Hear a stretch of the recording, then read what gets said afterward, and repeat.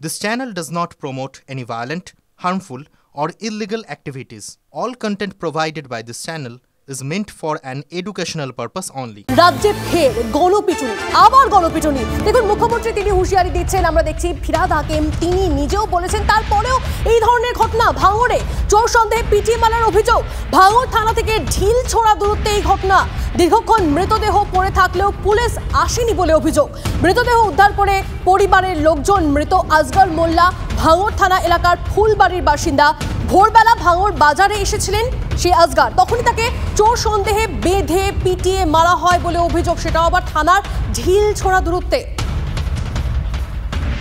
এখান থেকে আজ কতদিন একভাবে চুরি হচ্ছে, নাইট গার্ডরা চলে যায় তারপরে চুরি হয়। এবার নাইট গার্ডদের ধরা হয়, নাইট গার্ডরা বলে আমরা তো চলে গেলে তারপরে হচ্ছে, তা আচ্ছা ঠিক আছে আমরা দেখছি। এবার সব হাতে না, এবার এরা সব ফলো রেখেছে কে আসে না আসে, এবারে ফলো রেখে আজকে ধরে ফেলেছে, ধরে আটিয়ে রাখা ছিল। বাজারে 5খানা নাইট গার্ড আছে, নৈশ প্রহরীর কাজ করে তারা, ব্যবসায়ী সমিতি থেকে তাদেরকে রাখা হয়েছে। কিন্তু তাদের কাছে যতটুকু শুনেছি যে রাত্রিবেলা এরকম ধরনের ঘটনা ঘটেনি, বা রাত্রিবেলা ওরা কাউকে দেখেনি, কোনো লাশও দেখেনি, কোনো জীবিত মানুষকেও দেখেনি। তার পরবর্তীতে আমরা শুনছি যে যাকে পাওয়া গেছে লাশ, যে লাশটা উদ্ধার হয়েছে তার বাড়ির লোকজন তাকে নিয়ে চলে গেছে। এখন কিভাবে ঘটনাটা ঘটেছে, কারা ঘটিয়েছে এই ঘটনাটা আমরা এখনো পর্যন্ত কোনো খোঁজ খবর পাইনি। ওই ছেলেটির নাম হচ্ছে আজগর। সে এমনি হেরোইনের নেশা করত এবং সে শারীরিকভাবে অসুস্থও ছিল। তো সে মতো অবস্থায় সে এরকম চুরি করে বিভিন্ন জায়গায়, এরকম আমরা মানে গ্রামের লোক হিসেবে আমরা যেটুকু জানি। তো সেই তার মানে মৃতদেহ ভাঙড় বাজারে পাওয়া গেছে। পাওয়া যাওয়ার পরে যথারীতি বাড়ির লোক নিয়ে বাড়িতে চলে এসছে। তারপরে পুলিশ প্রশাসন এসেছে। পুলিশ প্রশাসন তাদের দায়িত্ব নিয়ে তারা পোস্টমর্টম করিয়ে তারা দেখবে যে এটা আসলে কিভাবে মৃত্যু হয়েছে। ভোরবেলা পথ চলতি সাধারণ মানুষ প্রথমে দেখেন যে ঠিক আমার বাম পাশের যে দোকান, সেই দোকানের এই জায়গাতেই আজগর মোল্লা পড়ে আছে। সেখানে কিছু দড়ি রয়েছে। এলাকার সাধারণ মানুষ তারা অনেকেই বলছেন যে এই দড়ি দিয়ে প্রথমেই তাকে বেঁধে রাখা হয়, তারপরেই চড় চাপ্পড়, কোড আনকোড চড় চাপ্পড় দেওয়ার পরেই তার মৃত্যু হয়েছে। প্রশ্ন হলো, ঘটনা ঘটে যাওয়ার দীর্ঘক্ষণ পরেও পুলিশ প্রশাসন পক্ষ থেকে কেন যথাযথ ব্যবস্থা নেওয়া হলো না? ব্যবস্থা কি? এক, আমরা জানি যে জায়গাতে ঘটনা ঘটে, অর্থাৎ এইরকম একটি মৃত্যুর ঘটনা ঘটে, সেখানে পুলিশ প্রশাসন আসে এবং তদন্তের জন্য জায়গাটিকে ঘিরে দেয়। পুলিশ প্রশাসনের কিন্তু এখানে সেভাবে দেখা গেল না এবং জায়গাটিকে ঘিরতেও দেখা গেল না।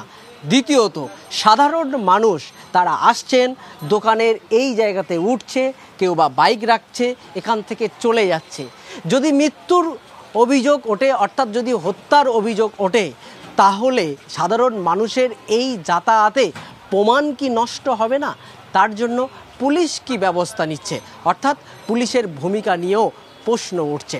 ব্যবসায়ীদের সঙ্গে অনেকের কথা বলেছি, অনেকেই তারা পরিষ্কার ক্যামেরাতে বলতে না চাইলেও তাদের দাবি দীর্ঘদিন ধরে ভাঙড় বাজার এলাকাতে অনেকগুলি সিসিটিভি ক্যামেরা থাকা সত্ত্বেও চুরি হয়ে যাচ্ছে।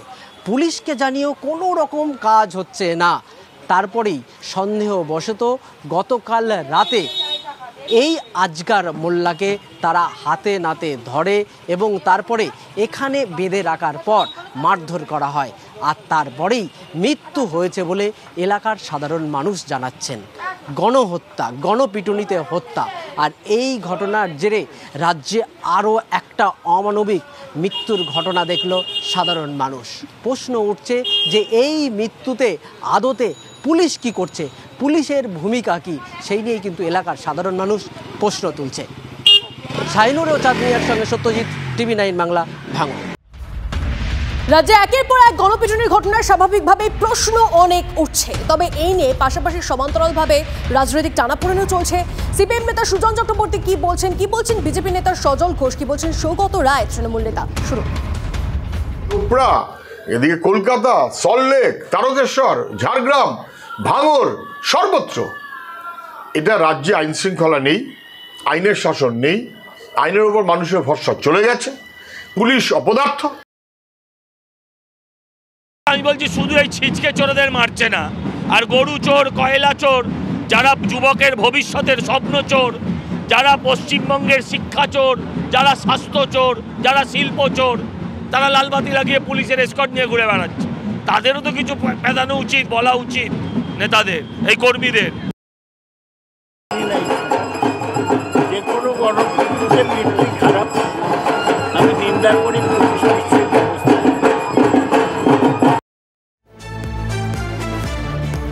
দায়িত্বশীল সংবাদ মাধ্যম হিসেবে আপনাদেরকে তথ্য দেওয়া, ইনফরমেশন দেওয়া আমাদের কাজ। দেখুন, দিকে দিকে গণপিটুনির মতো ঘটনা ঘটছে, কিন্তু এই গণপিটুনির হত্যার মতো ঘটনা, সেই ঘটনায় প্রাণদণ্ডের শাস্তি অবধি হতে পারে। তবে দিকে দিকে যে ঘটনা ঘটেছে আপনাদেরকে দেখাচ্ছি।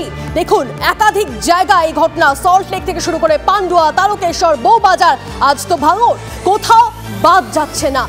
কোথাও থানা থেকে মাত্র ঢিল ছোড়া দূরত্বে এই ধরনের ঘটনা ঘটছে। সেটা ভাঙনের ঘটনা। দীর্ঘক্ষণ দেহ পড়েছিল, পুলিশ আসেনি, এই খবরও আসছে, এই তথ্যও আসছে। কিন্তু কেন মানুষের মানসিকতা এত পরিবর্তন? কেন? প্রশ্ন উঠছে, প্রশ্ন তুলছে টিভি9 বাংলা।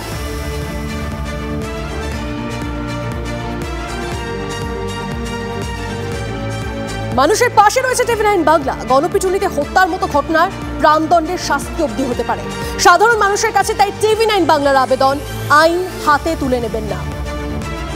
বিশেষজ্ঞরা কি বলছেন শোনাবো।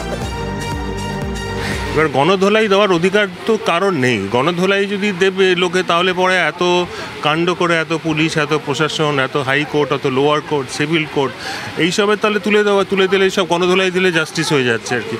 তো সেইটা তো অবভিয়াসলি যারা এটার শাস্তি কী হয় আমরা জানি না। যখন জনগণ হাতে আইন তুলে নেন, সেইটার এখন তো অনেক কিছু আছে, সিসিটিভি আছে, আছে, সেখান থেকে বার করলে কিছু দৃষ্টান্তমূলক শাস্তি তো দরকারই এই ক্ষেত্রে।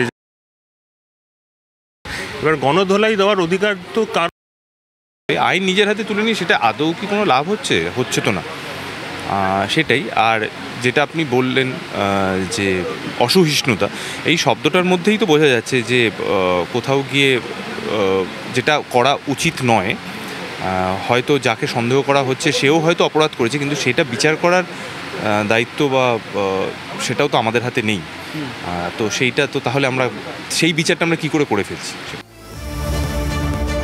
গণপিটুনির মতো ঘটনায় রাজ্যের আইন শৃঙ্খলা নিয়ে তো প্রশ্ন উঠছেই। তবে ফের সোনার দোকানে দুঃসাহসিক ডাকাতি, হ্যাঁ সেটাও হচ্ছে, আর তাতেও আইন শৃঙ্খলা নিয়ে প্রশ্ন উঠছে। এবার মালদায় ইংরেজবাজারের চণ্ডীপুরে গ্যাস কাটার দিয়ে দোকানের শাটার কেটে একাধিক তালা ভেঙে দোকানে ঢোকে ডাকাত দল। সোনা রূপো মিলিয়ে 2 লক্ষ টাকার গয়না নিয়ে চম্পট দেয়। প্রমাণ লোপাটে দোকানের সিসিটিভির হার্ড ডিস্ক নিয়ে পালিয়ে যায় দুষ্কৃতীরা। স্থানীয়দের অভিযোগ, দিন কয়েক আগে এই এলাকারই একটি পাইপের দোকানে চুরি হয়। ফের একই কাণ্ড ঘটায় আতঙ্কে এলাকাবাসী। সেটা খুব ন্যাচারাল।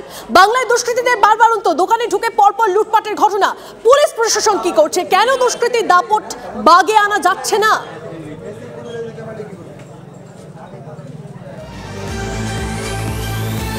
এতো গেল একটা ঘটনা।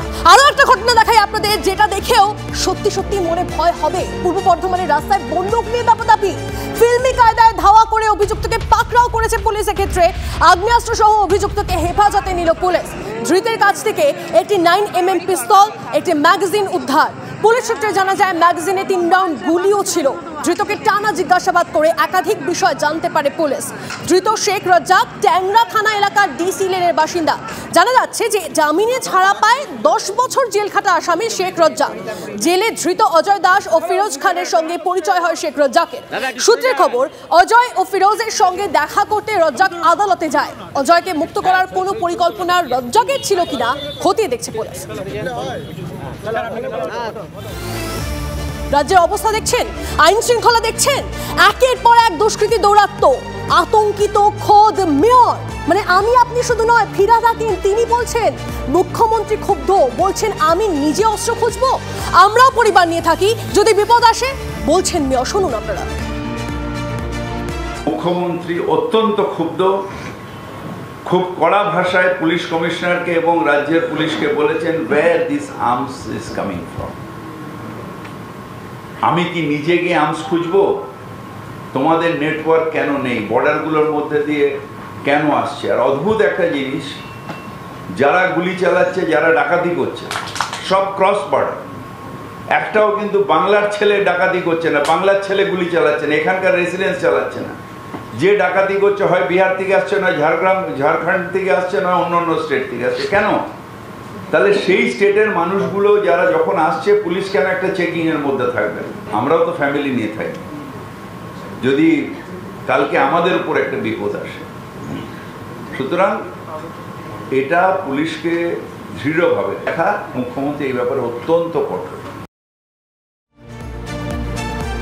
মানে শুধুমাত্র আমি, আপনি, আমরাই শুধুমাত্র চিন্তায় নেই এই ঘটনা দেখে। ফিরহাদ হাকিম তিনিও চিন্তায়, তিনিও আতঙ্কিত। আর শুধু ফিরহাদ হাকিমই নয়, আগেই মদন মিত্রের মুখে শোনা গেছিল এই একই কথা। তিনিও বলেছিলেন সমাজ বিরোধী কাজ রুখতে হয়তো মুখ্যমন্ত্রী নিজেই রাস্তায় নামবে। রাজ্যের আইন শৃঙ্খলা পরিস্থিতিকে সামাল দিতে তাহলে ব্যর্থ পুলিশ। নিজের দল বা দলমত নির্বিশেষে নবান্নে বসে বলছেন যে যত বড় হোক, কোনো ক্রাইমের সঙ্গে যুক্ত থাকলে কাউন্সিলর এমএলএ বুঝবো না, অ্যারেস্ট হবে। আমার মনে হয় পুলিশ বোধহয় মমতা ব্যানার্জির ঠিক ব্যাপারটা বুঝতে পারছে না। মানে মমতা ব্যানার্জি কোথায় যেতে পারেন এই ধারণাটা ওদের নেই। এমন দিন আসতে পারে যে মমতা ব্যানার্জি যেমন করোনায় রাস্তায় নামে, তেমনি সমাজ বিরোধী রুখতে হয়তো মমতা ব্যানার্জি নিজের রাস্তায় নেমে যেতে পারেন। মেয়র থেকে বিধায়ক তারা পুলিশের ভূমিকা নিয়ে প্রশ্ন তুলছেন, তারা আতঙ্কিত হচ্ছেন। ঠিক যখন রাজ্যের এই পরিস্থিতি, তারা যখন একের পর এক মন্তব্য করছেন, তখন বিরোধীরা তো চুপ করে নেই। বিজেপি সাংসদ শ্রমিক ভট্টাচার্য তিনি কি বলছেন শুনুন। যিনি রাজ্যের মুখ্যমন্ত্রী আছেন, তাকে ওই পদ থেকে অবিলম্বে সরিয়ে দেওয়া হোক। একজন রাজ্যের ক্যাবিনেট মন্ত্রী যদি এই কথা বলেন যে তিনি আতঙ্কিত, একজন রাজ্যপাল যদি বলেন তিনি রাজ্য পুলিশের কাছে সুরক্ষিত নন, একজন দীর্ঘদিনের তৃণমূলের বর্ষিয়ান নেতা বিধায়ক যদি বলেন যে মুখ্যমন্ত্রীকে রাস্তায় নামতে হবে সমাজ বিরোধীদের ঠেকানোর জন্য, তাহলে ধরে রাখতে হবে এটাই এ রাজ্যে কোনো সরকার নেই।